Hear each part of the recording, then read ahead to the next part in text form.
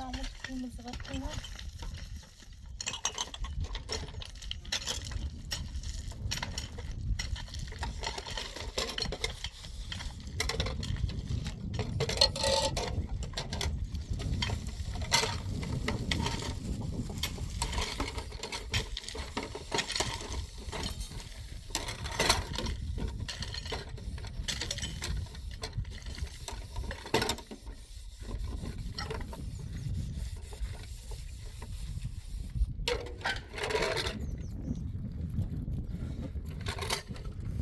Gewoon normaal? Gaan we even kijken? اصلا فکر کنم سکاری بیدنم فکر کنم سکاری بی همین شام با فرصت نونم اصلا خب زنگ فرانسه هم نزید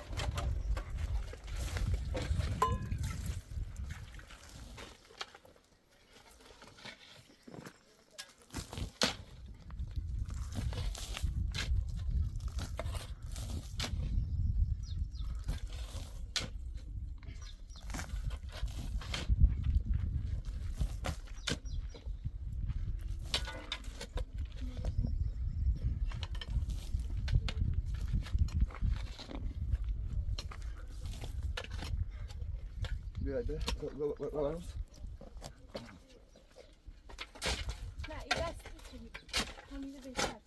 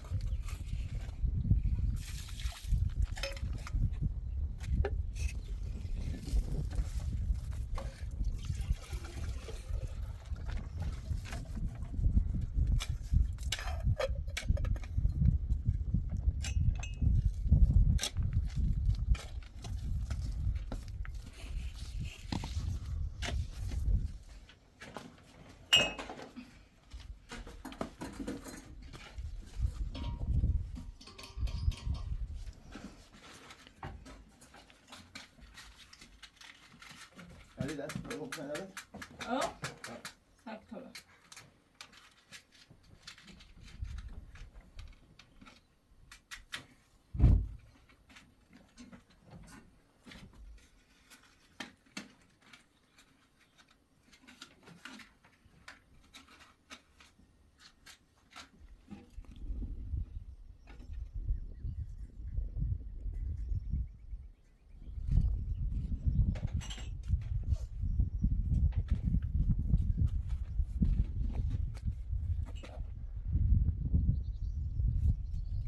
خیلی زنگار یا زینه آبیا ها؟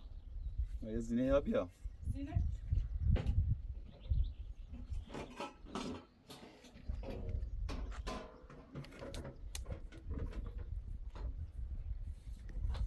اصلا دوست داشت؟ ها فکر کنم اومد خیلی بیشتر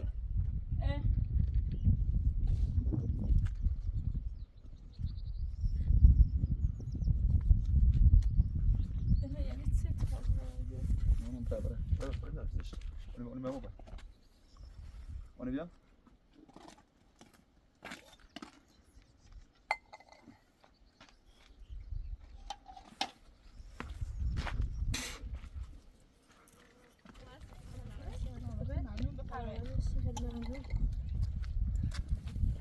از طرف وزیسی میونه؟ بله. بفرمایید. سلام خوبه؟ بکنم بعضی آبی نمیونه؟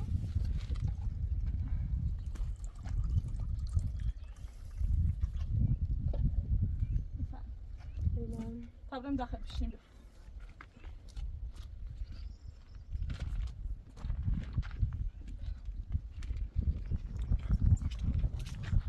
بفرمایید همین داخل خوش تو بفرمایید. چرا طبعا بفرمایید. بشینم بیا داخل.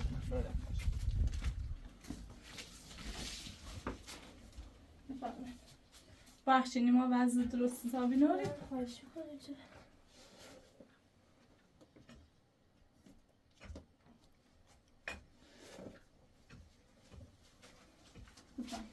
بفرمایید.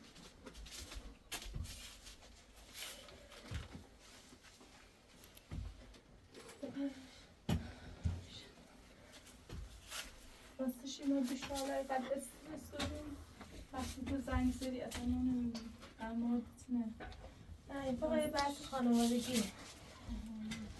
یعنی از طرف بهزیستی اومدیم. بله.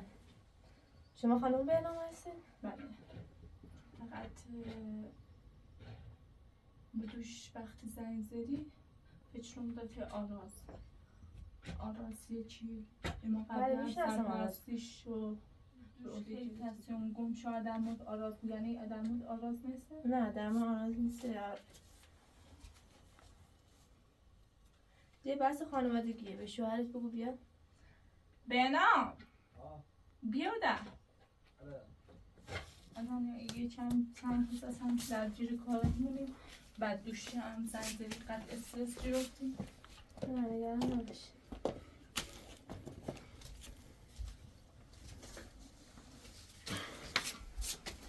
پس مادرتون کجاست؟ چرا اینجا زندگی میکنید؟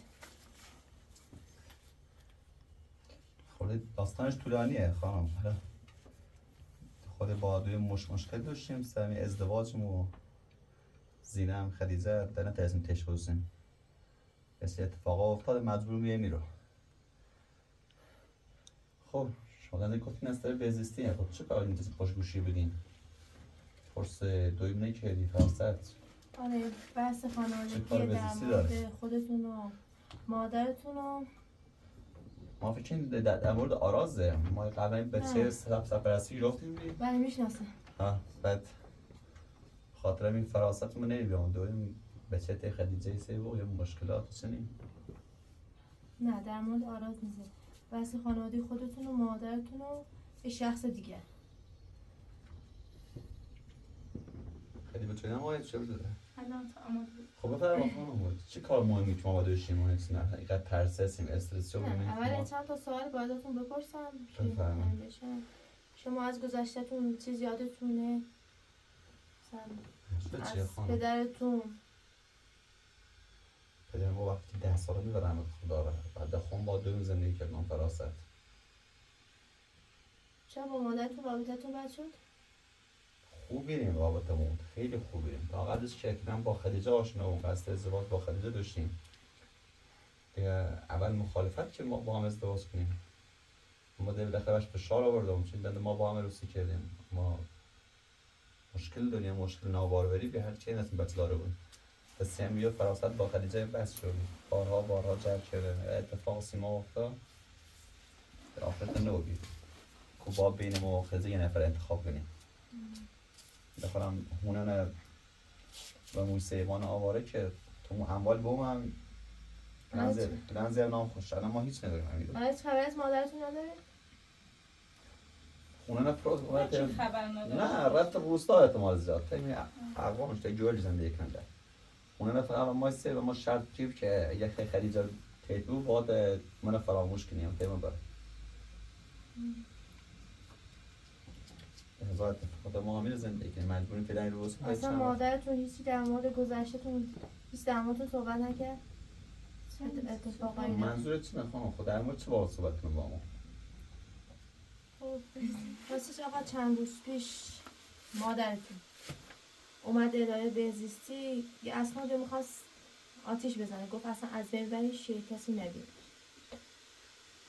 دویمه چی خانم بزیستی خانم از تو چی نخون ما خود چه باید در مورد آراز خود ما آراز و موسیقی ره چه اصلا با پاره کنه مادرتون بهتون نگفت تو سن قانونی باید به 18 ساله که رسید دیگه بهتون گفته باشه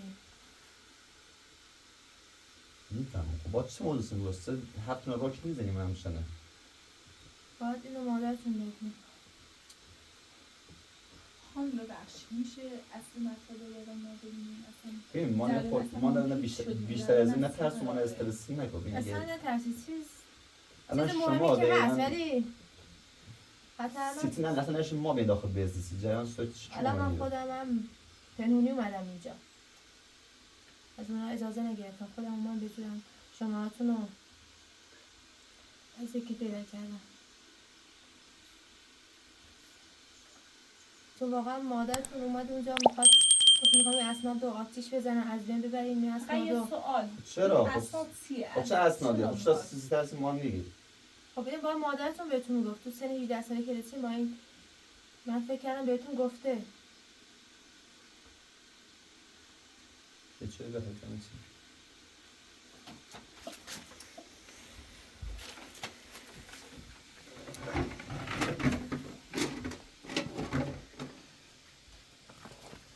حالا شما سر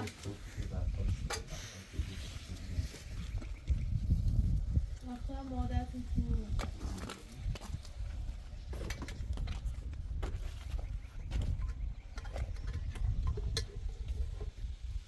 ببین آقای سال رفتار مادرتون تو دوران کودکیتون چجوری بود؟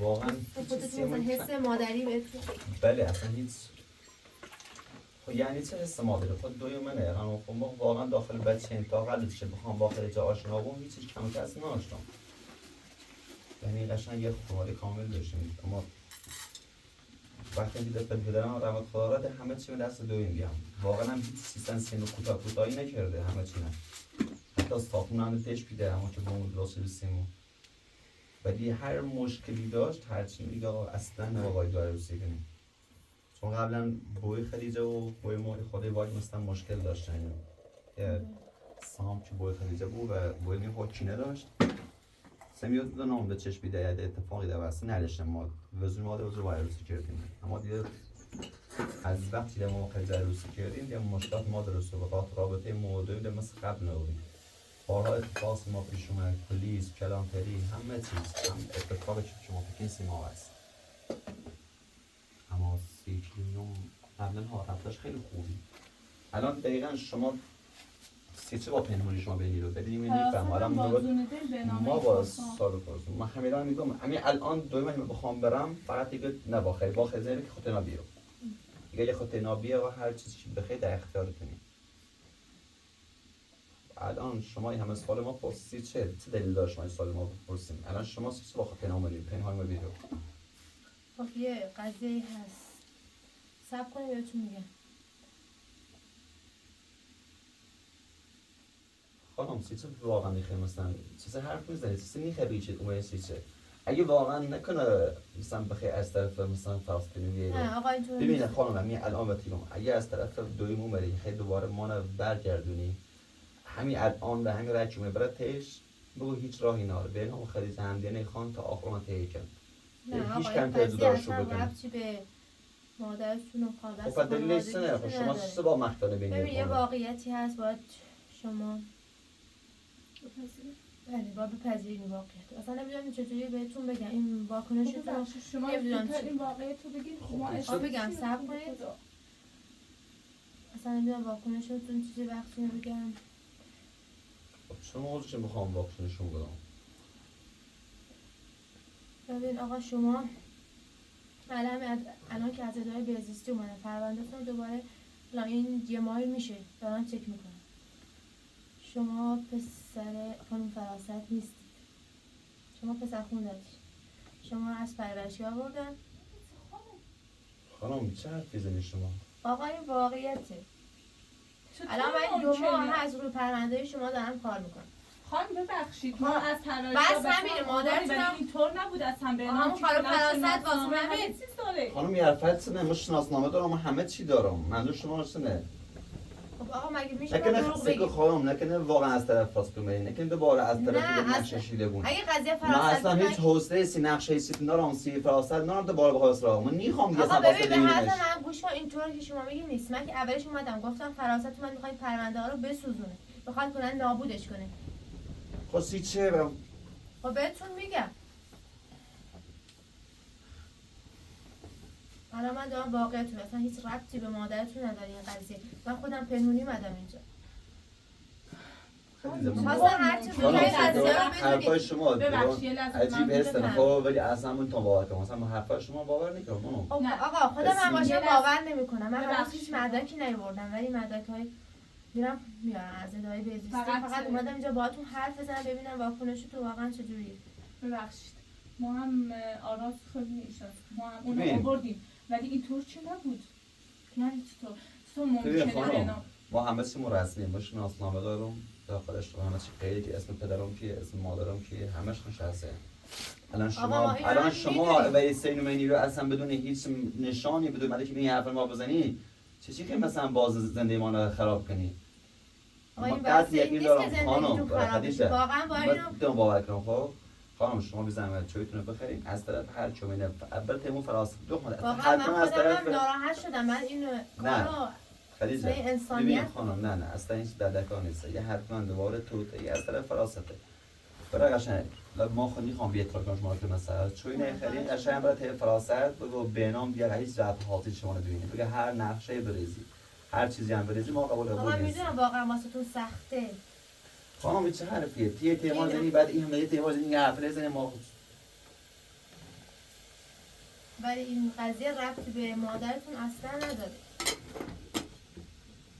خب چطور فراست این همه مدت الان یادشون بیاد مدارج چه الان من خودم این 2 ماهی هست اینو میدونم ولی هرچی دنبال آدرسون گشتم تا همین چند روز بعد یعنی پیداش کردم. ببخشید تو خدا ولی منم درکتون میکنم واقعا باور کردن این قضیه خیلی سخته. اون طرفی که بی خانواده داشت چطور زندگی میکنه اساس زندگی چطوریه اصلا ممکن نیست شاید شما اشتباه کنید خانم حتما آقا، اشتباه کنین شاید منم پرونده خودم فکر بی کردم اشتباه میکنم ولی شاید 2 ماه پرونده اصلا پرونده مال شما ما- دارم کار میکنم آقا. خانم من الان بهتون میگم پنهونی اومدم اینجا گفتم هر چی زودتر باید این قضیه رو بهتون بگم. علیزه ما اصلا حرف کنی خانم شما عزیزی چویتون رو بخوایم بزن از این کن دیگه میره ما اصلا حرف شما باور میکنیم نمیخوام اصلا هیچی در مورد قضیه هیچ بشنوم اصلا خب آقا من اگه شما باور نکنید ولی من مدرک کو شما از خاله تو کو شما بره شما قاعده ما دیگه بریسی که اسرار بزیسیون بدون هیچ شناسنامه بدون هیچ مدرکی چیه دماغی تو آقا، تو منم- بازار نیستی یه چه مسخره بازی خدیجه بنام چه واسه نه آقا منم شما درک بابا یه کنم. چه مسخره بازی تر میتونی بنام بزنی ما شاید خراب کنی اشتباهی در کار بود شاید اشتباه بوده بود صبر کن چه اشتباهی حدیث این وقت از طرف دوباره از طرف سام راست تو مره نه آقا این اصلا از این فکر نکنید. تمام سنگ کنید.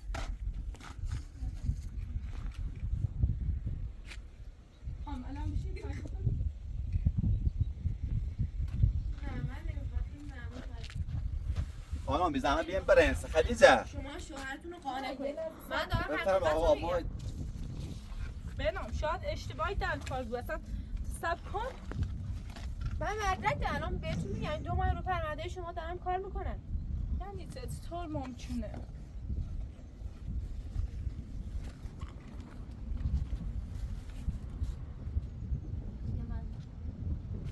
خب بهتون میگم شما مادر تایی میخوردیم بعد میرفت.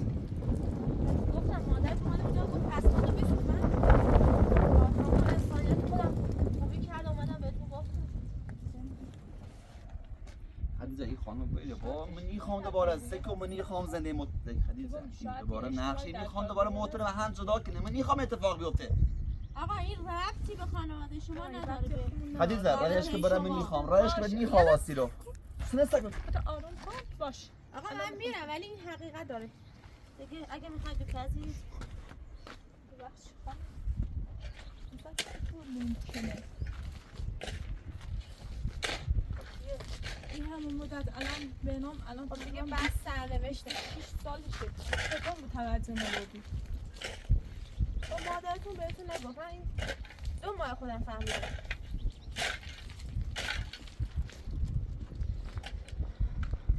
یه تایی بخورده خانم سکو خانم ببین از طرف کومری خب از هر طرف کومری ببین اصلا داره باهاتون دارم حرف میزنم. سکون ایگم از طرف هر چومری به قصد شای زدی ما خراب کنید یه بار آخر تو چیه تو یه حق نداری بیاری بهتون گفتم منم مدرک دادم فردا که اومدم واسهتون بیارم. نیخواد بیرده خانم نیخواد بیاری گم به اعصاب خود خورد داره. خیلی چونه اصاب خورد نتونم ببین خانم شاید اون حرف بزنید واقعا. یعنی بررسی کردید ولی بهتون میگم خانم این 2 ماه من دارم رو پرونده این آقا کار میکنم. اشتباهی شده. هیچ اشتباهی پیش نیومده. وقتی 6 سالشه تو نفهمیدم. باید هم اصلا بد نیست. نیت خوبی اومدم و حتما شوهرتون قضیه هم میفهم.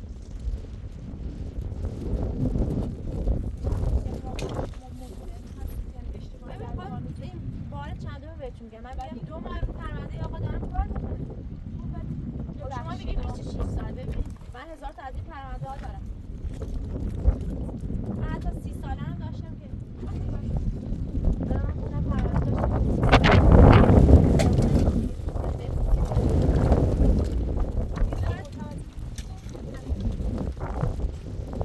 چطور فراتر این همین مدت که با بهنام بد شده هر کاری که بحث بهنام اذیت کنه شاید نمیدونست به خودم هم دیدم موقعی که اومده بودم هم خیلی گریه کرد و خواست پرونده ها رو بسوزه گفت بهنام از بهنام چی به بهنام نگی ولی من خودم پنهونی اومدم. یعنی شما قبلش می‌خواستین بیاین اینجا به فراست اطلاع داده بودید؟ نه فراست اومد اونجا گفت میخوام این پرونده ها رو بسوزم من ردش کردم رفت با نه این کارا اینجوری نمیشه خودم میدونم یه ماه میشه دارم دوباره آدرس میگردم یه پیداش کردم بهتون زنگ زدم گفتم حتما باید حضوری باهاتون صحبت کنم فقط یکم بیشتر بررسی کنید شاید اصلا اشتباهی شده.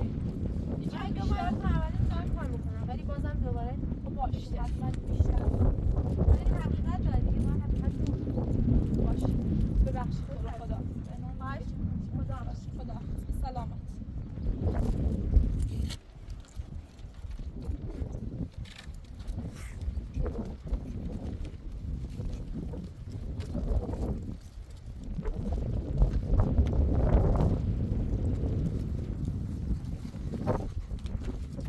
ولش کن حتما دوباره حتما از طرف خواست ولش کن دیوار نقش بدید شد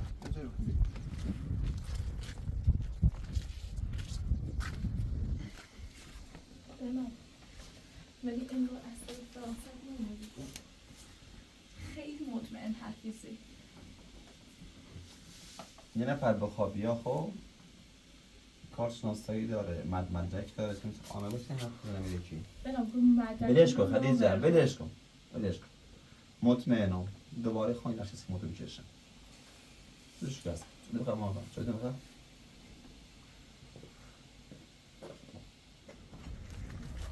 خدیجه ده هوا خواهی دوزینشو کمی نه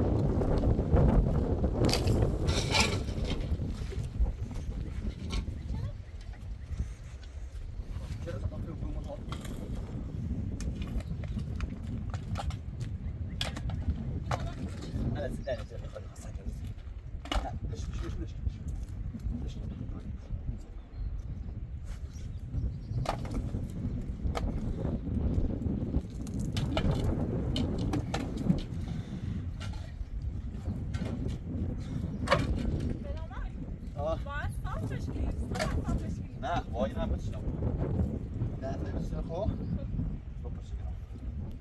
چون گم شو هواپاری تلفن بتام برا وزی او بخیر برا وزی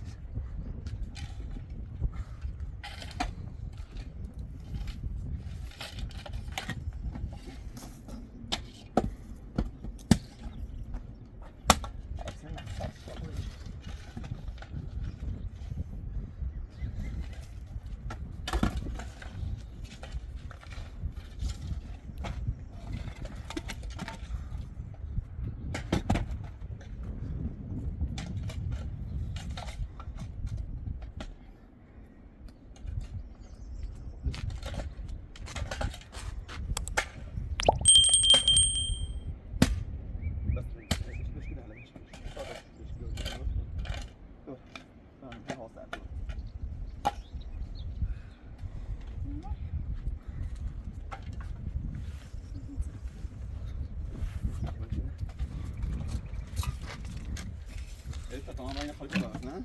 ها یه دقیقه خالی این تحت لاستیک باید